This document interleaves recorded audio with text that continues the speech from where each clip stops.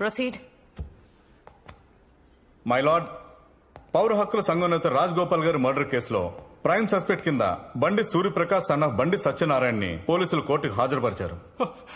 మా వాడికి ఏం తెలియదు మేడం, వాడు అమాయకుడు. వీళ్ళే కావాలని ఇదంతా చేస్తున్నారు. వాడికి ఏం తెలియదు మేడం, వాడికి ఏం తెలియదు. Silence silence silence. Defence lawyer please. My lord, ఇతను హత్య చేసిన రాజగోపాల్ స్వతహాగా లాయర్ అవ్వడం వల్ల ఇతని తరపున ఎవరూ వాదించకూడదని బార్ అసోసియేషన్ తీర్మానించింది. ఇతనే ఈ హత్య చేశాడు అనడానికి మీ దగ్గర ఏమైనా ఎవిడెన్సెస్ ఉన్నాయా? Yes ma'am. హత్య జరిగిన రోజు సస్పెక్ట్ విక్టిమ్ ని 3 times ఫాలో చేసినట్లు సీసీటీవీ ఫుటేజ్ ఉంది మేడం. చూపించు.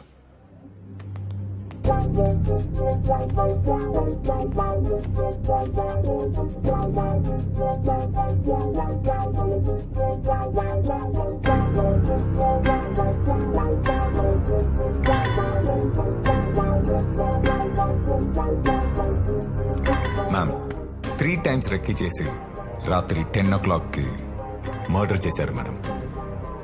మర్డర్ జరిగిన 3వ రోజు ఇతను 10 lakhs కొత్త ఫ్లాట్ కోసం అడ్వాన్స్ కట్టాడు మేడం.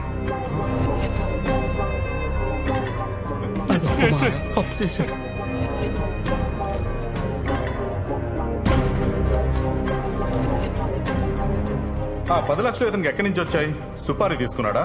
మర్డర్ కి 10 లక్షలకి సంబంధం ఏంటి? పోలీసులు విచారించి అడిషనల్ ఛార్జ్ షీట్ ఫైల్ చేయాల్సి ఉంది. కాబట్టి 5 days ఇతని పోలీస్ కస్టడీకి ఇవ్వాల్సిందిగా కోర్టు వారిని కోరుతున్నాం. మేడం, ఆ 10 లక్షలు అప్పుగా తీసుకున్నాను మేడం. మా కాలనీలో పరమేశ్వర గారి దగ్గర తీసుకున్నాను. కావాలంటే మీరే ఆయన పిలిపించి అడగండి మేడం. నిన్ను అడిగినప్పుడు మాత్రమే సమాధానం చెప్పాలి. మేడం, ఈ పోలీసులను కావాలని ఇరికిస్తున్నారు మేడం. సైలెన్స్. ఆ రాజగోపాల్ గారు ఎవరో కూడా నాకు తెలియదు. ప్లీజ్ మేడం, ఈ మర్డర్ నేను చేయలేదు మేడం. Silence silence. నీ వాదనలు డిఫెన్స్ లాయర్ ద్వారా కోర్టుకు వినిపించొచ్చు. లీగల్ ఎయిడ్ సర్వీస్ నుండి ఒక లాయర్ ని ఇతని కోసం అపాయింట్ చేయాల్సిందిగా కోర్టు ఆదేశిస్తోంది. 3 days granted for custody. Madam, please save me from the police madam. ఈ సీఏ కిషోర్ నన్ను వాంటెడ్ గా కేసులో ఇరికిస్తాడు madam. Please save me. Surya నాన్న సరే అచ్చేవరికి లడింగ్ ఎవరు ఉన్నారా? ఒక్క నిమిషం సార్. సూర్యప్రకాష్ సార్ కస్టడీకి ఇచ్చారు సార్. సూర్య నాన్న నా కొడుకును వదిలిపెట్టండి. ప్లీజ్ సేవ్ మీ నాన్న. సూర్య నేను చేయలేదు నాన్న. ఆగండి.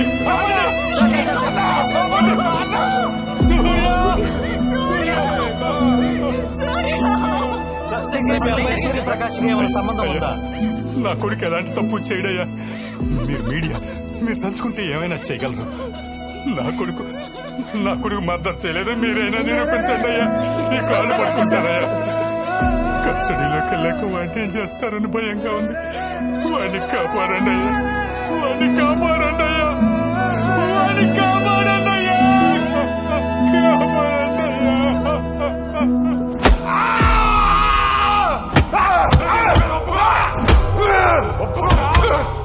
ఒప్పుకోరా?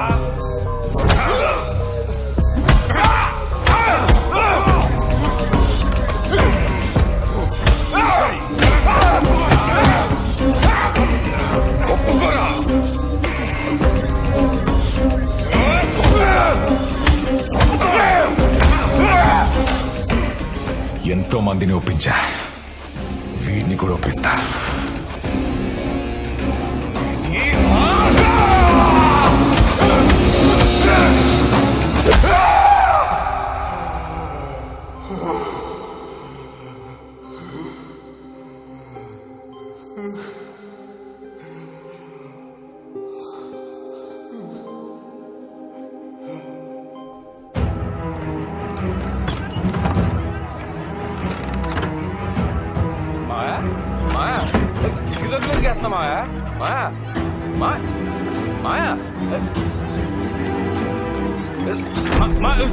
తలుపు తీ మాయా.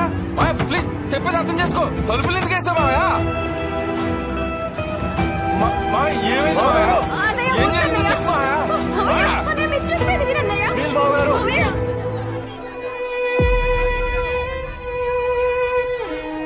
ఏం జరిగింది మాయా? ఎవరో చెప్పండి. మాయా ఏం చేస్తావు? మాయా ప్లీజ్ మాయా దండం పెడతా మాయా.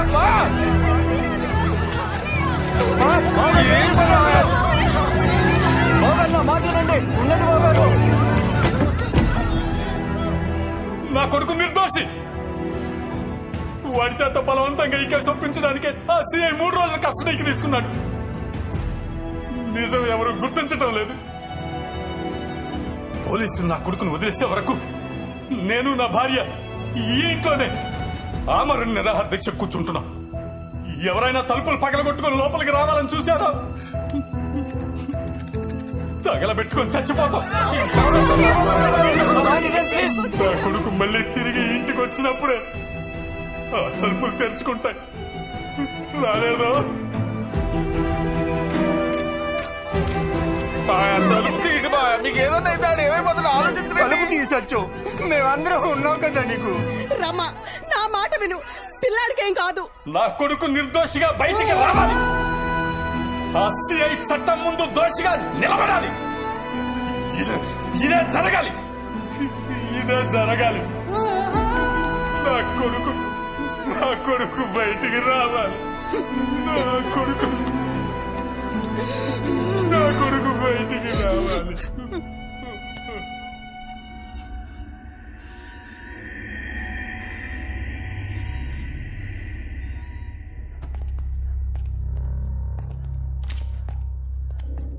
ఏమైనా తిన్నాడా? లేదు సార్. తినిపించండి అయ్యా, లేదంటే ఇప్పుడే పోయేలా ఉన్నాడు. కేసు ఒప్పుకోవాలిగా. లేపు.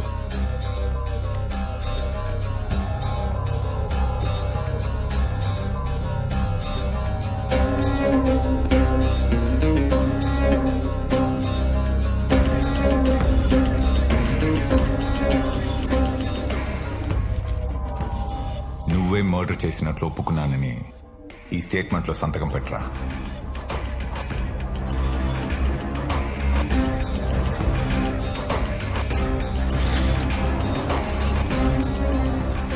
అసలు పెట్టుకుని వాడితో పెట్టించుకో.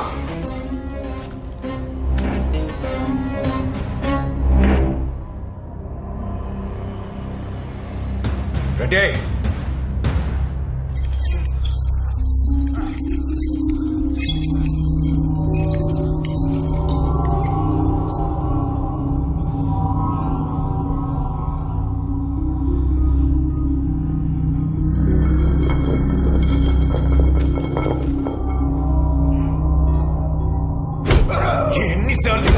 ఎన్నిసార్లు ఒప్పుకోరా, ఒప్పుకో. చెప్తే వినవా?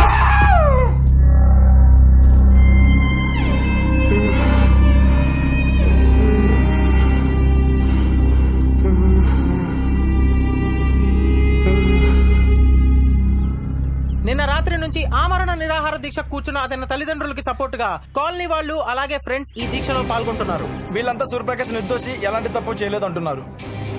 సూర్యప్రకాష్ ను విడుదల చేయకపోతే అతని తల్లిదండ్రులు ఎంతకైనా తెగించేలా కనిపిస్తున్నారు. మరోపక్క సిఐ కిషోర్ స్టేషన్ లో ఉన్న సూర్యప్రకాష్ ని ఎవరితోనూ కలవనివ్వటం లేదని తెలుస్తోంది.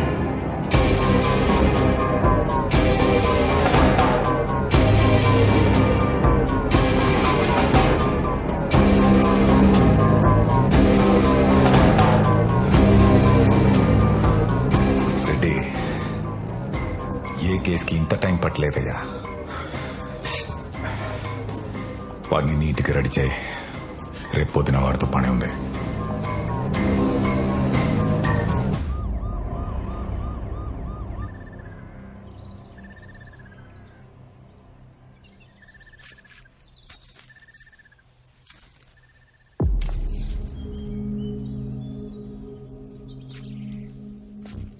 హంతకుడు హత్యకి ఉపయోగించిన ఆయుధం. రెడ్డి సార్. సాక్షుల్ని పిలువు. రండయ్యా. నమస్తే సార్. పేర్లేంటి? పాండు సార్. సీను సార్. వాళ్ళ దగ్గర సంతకాలు తీసుకో. ఇక్కడ సంతకం పెట్టండి.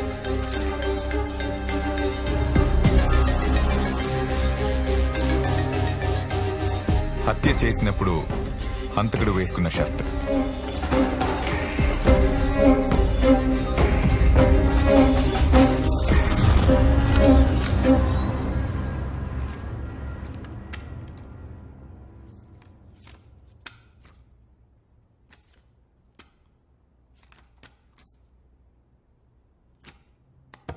ఇతని తరపున వాదించడానికి డిఫెన్స్ లాయర్ వచ్చారా? Yes your honour. Okay, proceed. Your honour, ఈ కేసు వాదించడానికి కొంత టైం ఇవ్వవలసిందిగా కోర్టు వారిని కోరుతున్నాను.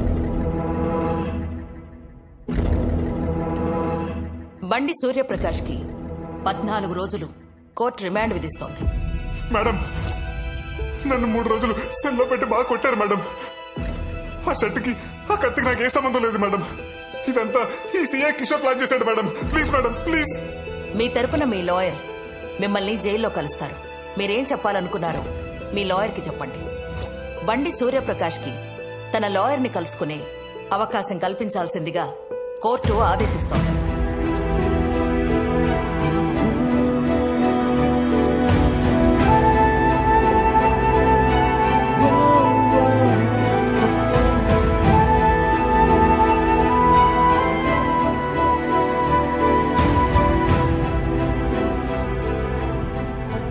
కోర్టు నాకు ఇచ్చిన లీగల్ ఎయిడ్ సర్వీస్ కూడా మేనేజ్ చేసి 14 days రిమాండ్ పడేలా చేశారు.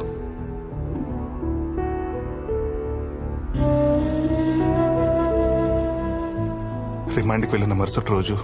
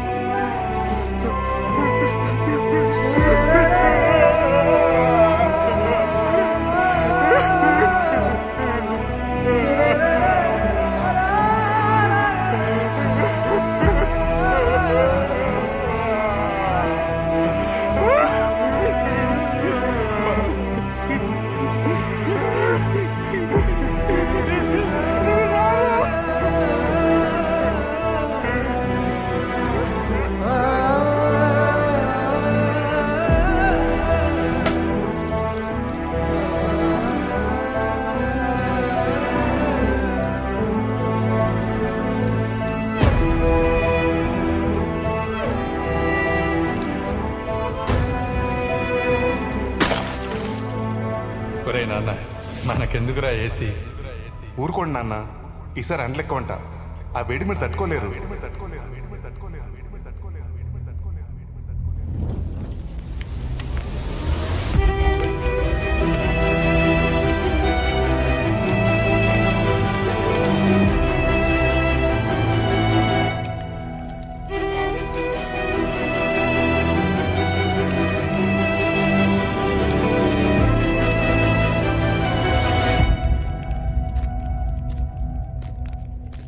తప్పలేదురా. కాన్బర్ట్ సిచ్యువేషన్ లో ఈ కేసులో నేనే నిన్ను ఇరికించాను. ఒప్పేసుకుంటే ఏమయ్యేదిరా? 14 years. ఎలాగో మంచివాడివి కదరా. 6-7 years లో సత్ప్రవర్తన కింద బయటికి వచ్చేవాడివి. కానీ మీ అమ్మ అయ్యా కాంప్లికేట్ చేశారా. అందుకే కామ్గా సిగరెట్ వెలిగించుకొని అగ్గిపుల్ల మాత్రం వాళ్ళ మీదకి విసిరేశాను.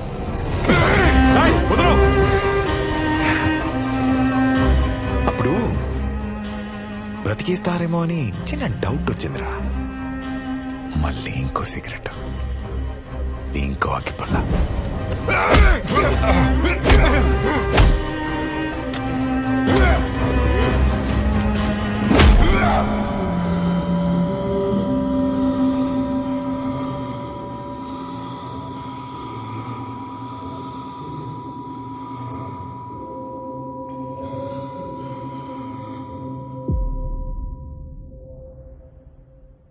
చంపేశారు భయ్యా. డ్యూటీలో ఉన్న పోలీస్ ఆఫీసర్ని కొట్టానని నా మీద ఇంకో కేసు ఫైల్ చేశారు.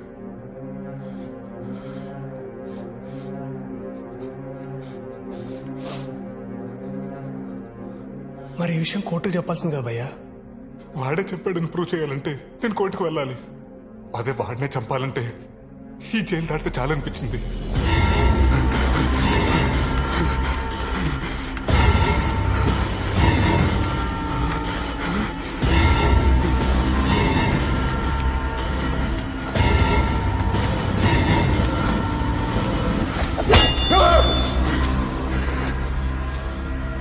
తప్పించుకోవడానికి 2 సార్లు ట్రై చేశాను. దానికి ఇంకొక సెక్షన్, ఇంకో 2 కేసులు. నాకు అప్పించిన పరమేశ్వర బాబాయ్ ఏమో ఆ 10 లక్షలకు నాకు ఏ సంబంధం లేదు. నేనెవరో కూడా తెలియని వాడేమో ఇతను రాజగోపాల్ గారిని చంపటం నేను కళ్ళారా చూశానమ్మా. అప్పటి నుంచి న్యాయం కోసం కోర్టుకు వెళ్తున్నానో వాయిదాల కోసం కోర్టుకు వెళ్తున్నానో కూడా నాకు తెలియదు. కోర్టు మెట్లు, జైలు గోడలు చూస్తూ సంవత్సరం గడిచిపోయింది.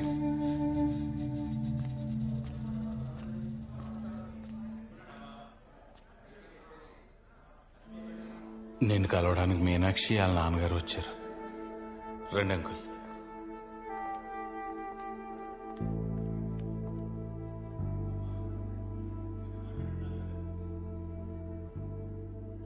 బాగున్నావా బాబు?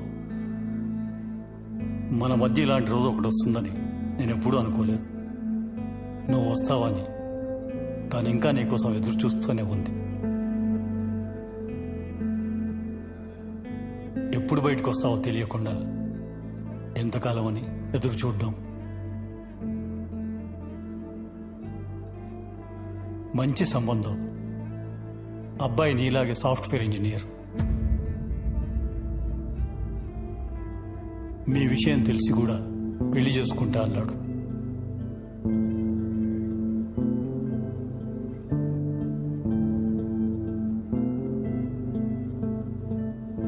నిజమే మీనాక్షి, నేను ఎప్పుడు వస్తానో తెలియదు. అసలు వస్తానా రానో కూడా తెలియదు. వచ్చిన జాబ్ నుంచి ఇంటికి రావడానికి, జైలు నుంచి ఇంటికి రావడానికి చాలా తేడా ఉంది. నన్ను ప్రేమించినందుకు నీకు శిక్ష పడకూడదు. Advance happy married life Meenakshi.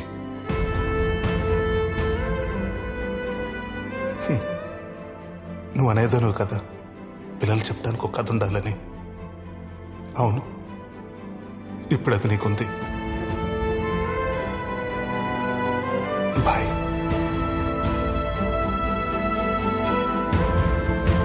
ఉంటాం బాబు.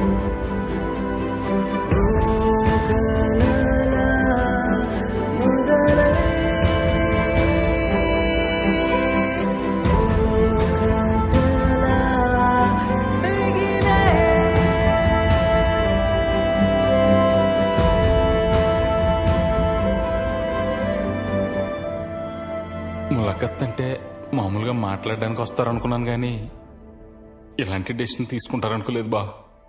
నువ్వేం డెసిషన్ తీసుకున్నావురా? నేనేం డెసిషన్ తీసుకుంటాను? రే, నన్ను కలవటానికి ఇంకెప్పుడు ములాఖాతుకు రావద్దు బా. నువ్వు ఇక్కడికి వస్తున్నావని ఆ కిషోర్ గడికి తెలిస్తే నేనేమైనా చేస్తాడు. ఆయన నేను చూసుకుంటానులే బా. ఆయన నువ్వు లోపలికి వెళ్ళు. నేను ఇష్టపడే వాళ్ళందరూ నా లైఫ్లో నా కాకుండా దూరం అయిపోయారు. ఇక నాకు మిగిలేదు నువ్వేరా. ఈ కేసుల నుండి బయటకు వస్తే నన్ను తీసుకెళ్ళటానికి రా.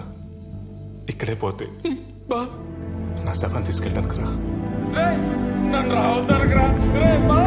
చూడకుండా